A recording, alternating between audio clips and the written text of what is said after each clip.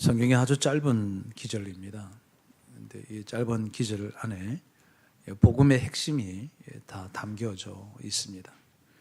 2절에 보면 우리 하나님 우리 아버지라고 하는 것이 복음의 일성입니다. 하나님이 우리 아버지 되셨다라고 하는 거죠. 여러분, 이 땅의 사람들이 하나님을 보고 아버지라 부르는 데가 있겠어요? 우리 예수 믿는 사람들이죠. 이것이 기쁜 소식이다. 이게 첫 번째 복음의 일성이고, 두 번째는 주 예수 그리스도가 복음의 이성입니다. 주 대심이 예수님이고, 예수가 주가 되시고, 그 예수가 그리스도시다, 메시아시다, 구원자시다, 인류를 해방할 자다, 죄에서 건져낼 분이다, 이런 거죠.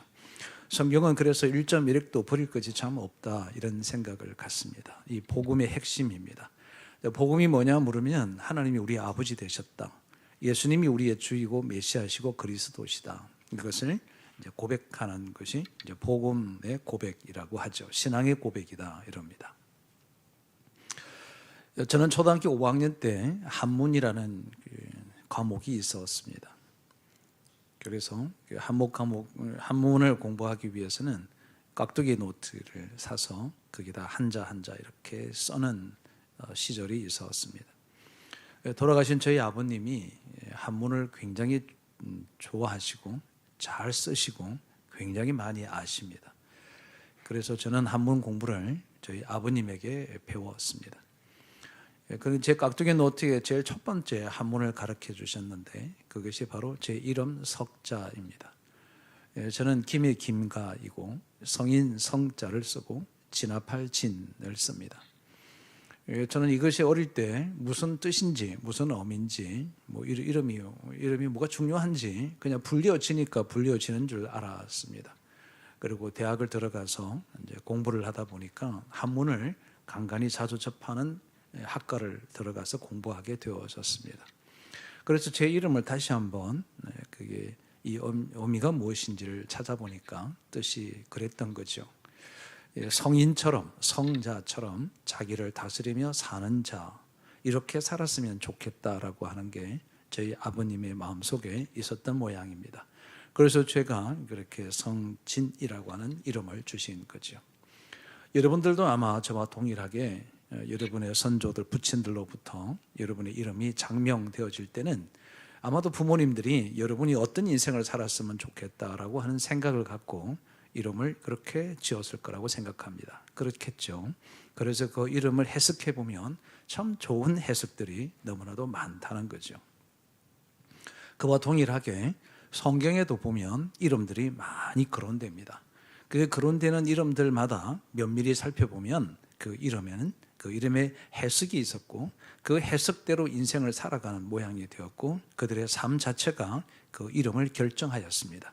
그래서 이름은 중요한 것은 그 이름이 그 인생을 결정하는 것이 성경에 있는 인물들이었습니다. 모세는 물에서 건져내었다, 맞잖아요, 그죠? 그의 인생은 물에서 건져냄을 받는 것으로부터 출발되어졌습니다.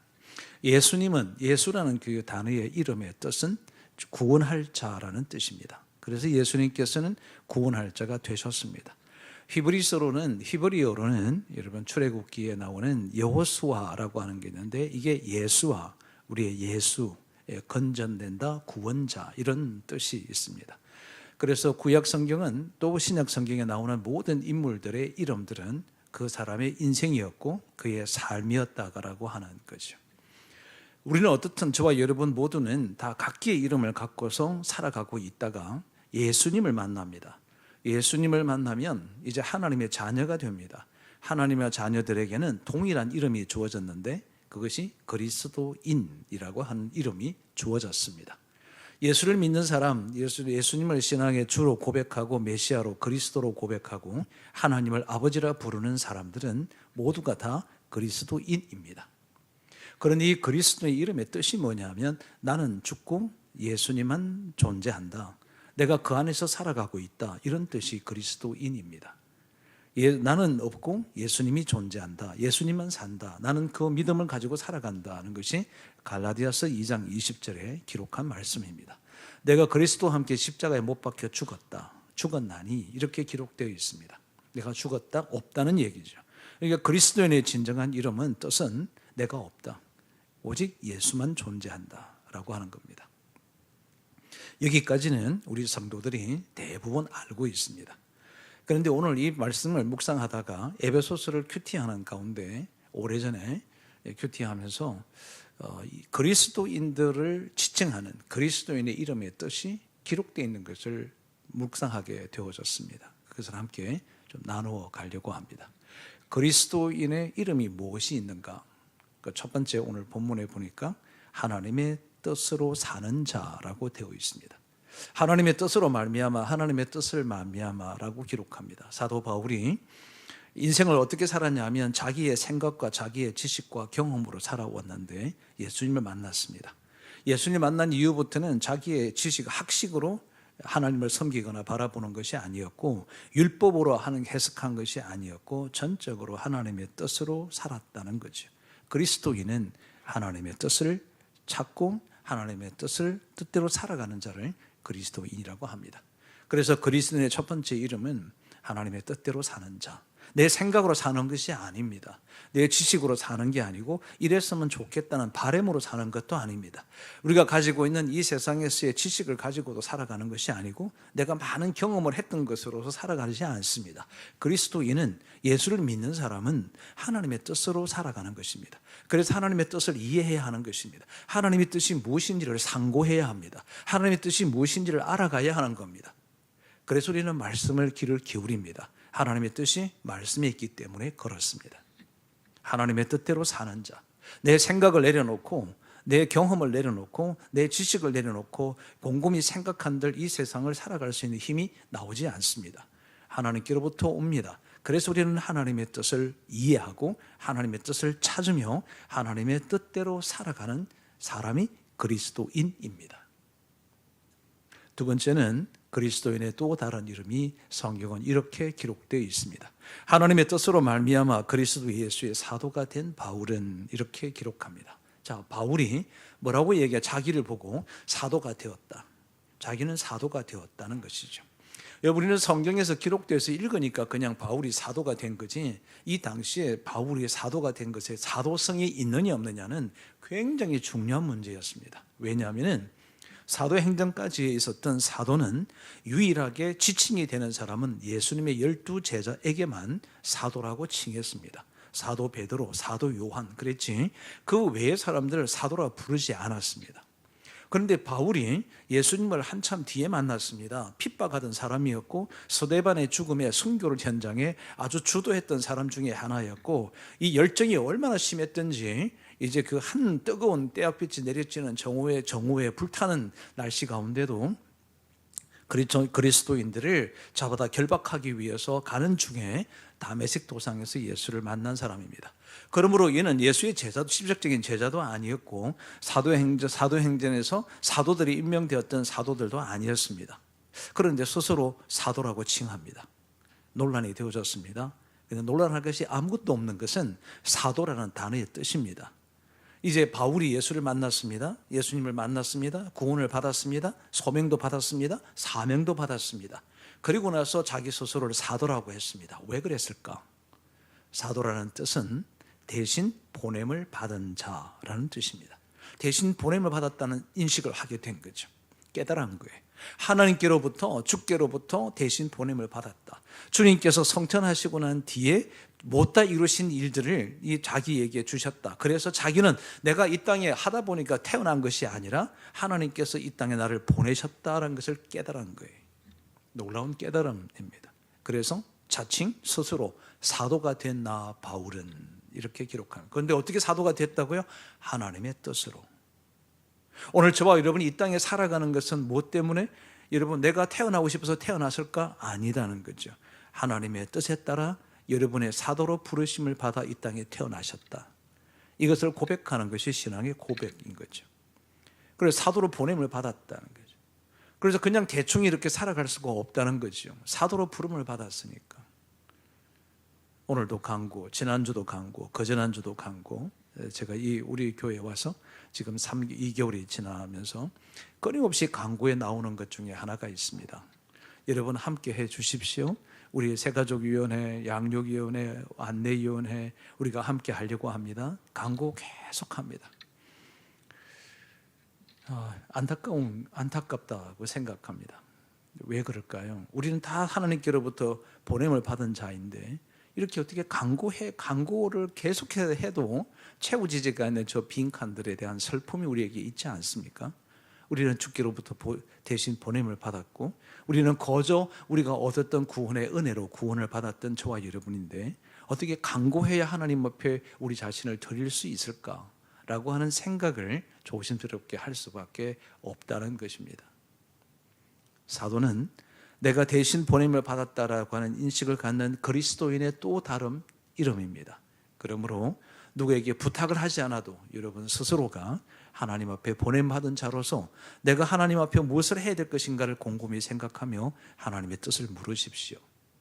그냥 실업인처럼 아무것도 하지 않는 크리스찬이 되지 마십시오. 진정한 그리스도인답게 내가 하나님을 위해서 무엇을 해야 할 것인가를 가지고 일생을 살아가십시오. 그것이 사도된 그리스도인의 삶이며 인생이라는 것입니다.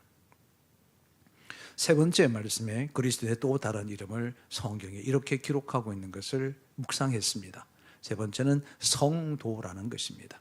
여기 보면 에베소에 있는 성도들에게 이렇게 편지한다고 했습니다.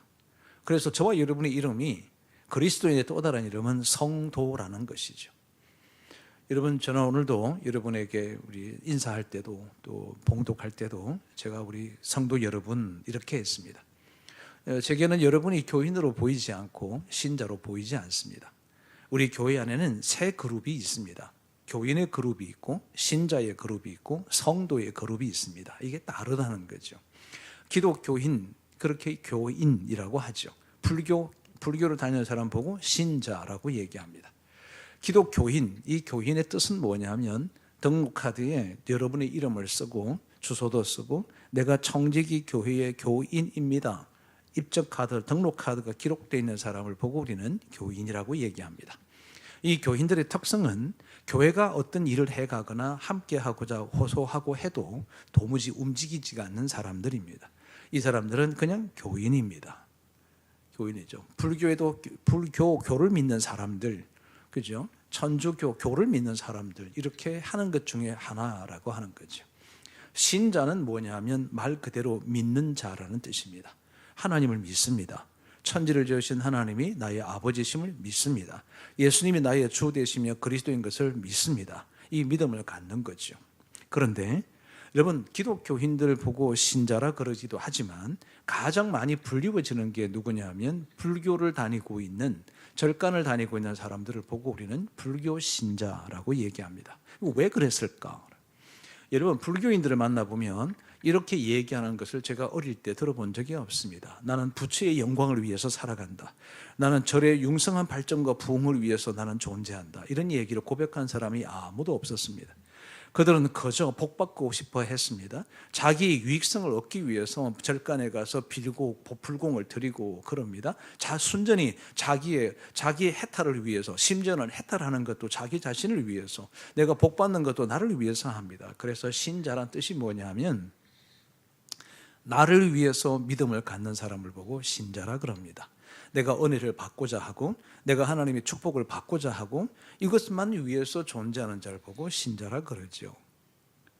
그런데 여러분, 성도는 뜻이 뭐냐면 하기오스라고 하는 뜻인 헬라어인데, 이 하기오스라는 원어의 뜻은 뭐냐면 구별된 자, 거룩한 자, 구별된 자, 세상과 다르게 사는 자, 이를 보고 성도라고 하는 것이.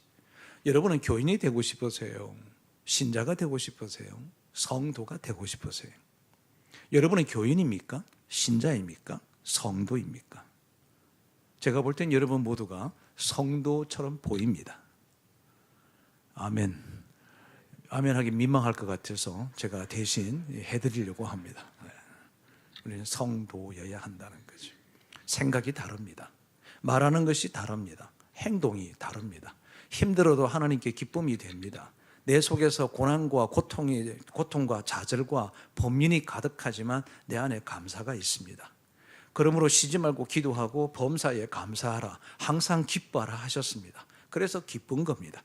기쁠 일이 없어도 기뻐하는 거죠. 감사할 것이 없어도 감사하는 거예요. 왜요? 하나님께서 그렇게 하나님의 뜻이니까.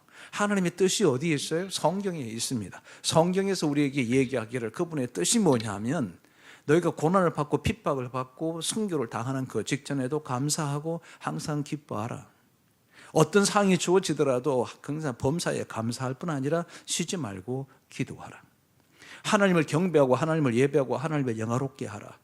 하나님을 사랑하고 이웃을 내 몸같이 사랑하라. 그렇게 살아가려고 하는 사람을 보고 우리는 성도라고 얘기합니다. 성도는 다르게 사는 거죠. 생각이 달라요.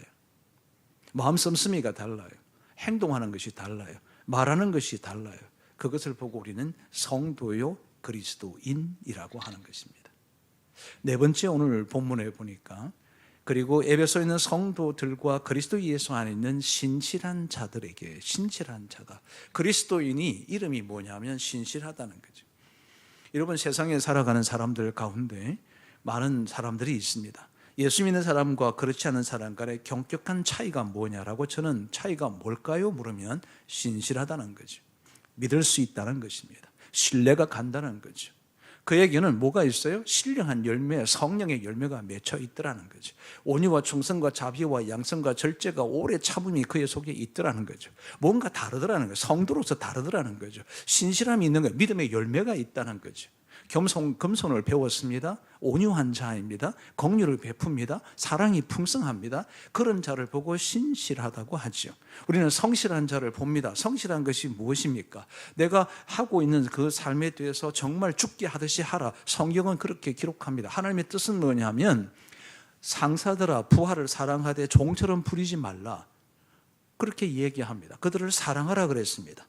아래 사람들아 위 사람을 어떻게 하라고? 죽게 하듯 하라. 그게 성실한 거예요. 게으르지 말라. 열심을 품고 주를 섬겨라. 여러분, 게으르지 말라. 열심을 품고 주를 섬기라는 김 목사의 얘기가 아닙니다. 성경의 하나님의 말씀입니다. 이 말씀대로 살아가는 자를 보고 우리는 뭐라 그러냐 하면 신실하다고 얘기하는 거예요. 참 믿을만하다. 믿음이 간다. 정말 충성스러운 사람이다. 신뢰할 만한 사람이다. 이것이 그리스도인의 또 다른 이름입니다. 사랑하는 성도 여러분, 여러분이 누구를 만나든 어디에 있든 무엇을 하든 어떤 곳에서 어떤 일을 하든 간에 신실하십시오. 성실하십시오. 믿을 만한 사람이 되십시오. 어디다가 툭 던져놔도 저 사람은 믿을 만해. 저 사람은 정말 신뢰할 수 있어 라고 듣는 사람이 그리스도인이라는 것입니다. 마지막 한 말씀이 있습니다. 2절에 보면 하나님 우리 아버지와 주 예수 그리스도로부터 은혜와 평강이 너희에게 있을지어다. 은혜로운 자입니다. 은혜로운 자. 우리 그리스도인들은 참 은혜로운 자죠. 세상과 다른 거죠. 세상 사람들이 전부 다 슬퍼하고 힘들어하고 좌절하고 있을 때도 우리는 희망을 바라보고 우리 속에는 사랑으로 다가서고 내게 기쁨을 갖고 있고 감사함이 넘치고 있는 것이 다르잖아요. 다른 것이 은혜로운 거예요. 하나님의 뜻을 쫓아가요. 그렇죠? 그 자체가 은혜로워요. 야, 어떻게 그렇게 살 수 있니? 어떻게 너 자신을 돌보지 않고 이웃을 사랑하고 이웃을 섬기고 그러니? 너도 형편이 넉넉지 않고 힘들고 그러는데도 어떻게 하나님을 위해서 사람들을 위해서 살아가니? 이것이 은혜로운 거죠. 다르게 살아가는 거니까. 다르게 말하니까. 나도 자기도 힘들고 어렵고 불평할 것이 가득 찬데도 불구하고 그에 감사가 넘쳐나요. 그렇죠? 은혜로운 거예요. 우리가 여러분 기쁜 일이 뭐 얼마나 많이 있겠어. 그럼에도 불구하고 우리 얼굴이 활짝 펴서 밝게 대하고 사람들에게 희망을 주고 소망을 지어주는 것, 이것이 은혜로운 거죠. 은혜롭다는 것은, 은혜라는 단어는 카리스라고 하는 건데 이 카리스는 세 가지의 중요한 뜻이 있습니다. 첫 번째는 선물이라는 뜻입니다. 은혜라는 단어의 뜻이에요. 은혜라는 뜻은 선물이에요. 하나님께서 저와 여러분에게 거저 구원을 주셨잖아요. 이게 은혜롭다. 하나님 우리에게 은혜를 베푸셔서 저와 여러분이 구원받았다. 이것이 은혜예요. 선물을 받았다. 그죠? 오늘도 내가 하나님의 은혜를 받았습니다. 뭘 받아요? 내게 깨우침을 주셨어요. 나를 하여금 알게 하셨어요. 내 마음속에 심령을 성령의 뜨거운 것을 주셔서 말씀으로 말씀이 무엇인지를 해석했습니다. 해석되어졌습니다. 알았습니다. 깨달았습니다. 그렇게 다짐하게 됩니다. 이게 은혜를 입은 거죠. 선물을 받은 거죠. 그죠? 선물을 받았다. 은혜를 입었다. 은혜를 입었다. 그렇게 이야기할 때 선물이라는 뜻이 첫 번째고요. 두 번째는 스며든다고 합니다. 이 스며든다는 것이, 여러분 이러자 내가 옷을 입고 있습니다. 가랑비가 내리고 눈발이 어제 조금 내렸죠. 어제도 보니까 눈발이 조금 내리는 것 같았어요. 그럴 때 눈을 이렇게 맞으면 옷에 어떻게 되죠? 이렇게 쭉 젖어지죠. 이것을 은혜롭다 그럽니다. 우리 교인들이 보면 성도들이 이러잖아요. 은혜롭다. 왜냐하면 지금 제가 목사가 설교하고 있는데 지금 여러분들이 스폰지처럼 설교를 쫙 빨아들이고 있는 것처럼 보인다고 믿으려고 애를 쓰고 있습니다. 쭉 이렇게 말씀을 받아들이는 거죠. 쭉 흡입해가 이게 은혜롭다. 그래서 이 시간이 우리가 은혜롭다. 찬양을 우리 찬양팀들이 우리 감독님하고 찬양팀들이 혼연일체가 되어 찬양을 합니다. 이 찬양이 은혜롭다 할 때는 뭐예요? 내 마음속에 이 찬양의 그 가사와 곡들이 내 속에 막 스며드는 거죠. 이것을 보고 우리는 은혜롭다, 은혜라고 얘기합니다. 세 번째 은혜의 뜻이 있습니다. 그 은혜의 뜻이 뭐냐면은 은혜는 매력이다 뜻입니다. 매력. 옆 사람 한번 보시죠. 매력적이시죠? 아멘 얼른 해야지. 옆 사람이 앉혔는데 안 하면 얼마나 민망하겠어요? 은혜롭잖아, 그죠? 은혜롭다는 게 뭐예요? 참 보기 좋다, 다시 보아진다, 희망이 보인다, 당신이 있으니까 내가 정말 넉넉하고 따뜻하고 좋다, 이런 뜻이 은혜롭다라는 뜻이죠. 매력이 있다는 거죠. 오래전에 제가 어떤 한 교회를 갔었는데 집회를 갔습니다. 이 오전에 이렇게 앉아서 설교하고 한다고 섰는데 어떤 한 분이 그때 교회가 지난번 여러분에게 얘기 한번 드린 적이 있습니다. 우리 크지 않은 교회였습니다. 250여 명 정도가 출석하는 교회인데 유독이 한 분이 정말 제가 처음 뵙는데도 정말 은혜로웠습니다. 그래서 예배가 끝나고 난 뒤에 제가 여쭤봤어요. 목사님께, 목사님 이런 분이 계신데 정말 은혜롭게 표정이 너무 은혜로웠습니다 라고 했더니 정말 은혜로운 분이래요. 그래서 왜 그러냐 물었더니 저분은 삶 자체가 타인을 위해서 살아가기 위해서 산대요. 두 내외가 장로님이고 권사님인데 이들은 삶의 목적이 뭐냐면 자기들이 아니라 주변에 어려운 사람을 돕기 위해서 살아간대요. 그게 얼굴에서 드러나. 저는 처음 뵌 건데 드러났어요. 오늘 여러 번 뵈니까 그분 생각이 나서 제가 1부, 2부에는 이 이야기 안 했어요. 나중에 1부, 2부 만나드린 분한테 따지지 마요. 네가 이런 말을 들었냐? 우리는 그렇다. 이렇게 하지 마세요. 나 혼나요. 여러 번 뵈니까 그분이 생각이 나는 거죠. 그 말은 무슨 얘기냐면 예수 그리스도인은 어디에 있든지 그곳에서 그리스도인의 표가 난다. 왜냐하면 은혜가 내 안에 있으니까 그 은혜가 드러나기 때문인 거죠. 그리스도인은 은혜로운 자입니다. 말씀을 정리하려고 합니다. 그리스도인은 예수를 믿는 사람들을 지칭합니다. 그 그리스도인의 뜻 안에는 5가지의 중요한 의미가 있습니다. 그 첫 번째는 그리스도인은 하나님의 뜻대로 사는 자입니다. 그는 두 번째는 대신 보냄을 받은 사도입니다. 그는 구별된 삶을 살아가는 성도입니다. 그에게는 나날의 시간이 지날수록 그런 믿음의 열매가 맺혀져서 성령의 열매가 인격의 열매와 말씀의 열매들이 맺혀져가는 신실한 자입니다. 그리스도인은 어디에 갖다 놔도 눈에 보여집니다. 왜냐하면 은혜로우니까. 은혜로운 자라고 하는 뜻입니다. 이것이 저와 여러분을 일컬는 그리스도인의 또 다른 이름이었습니다.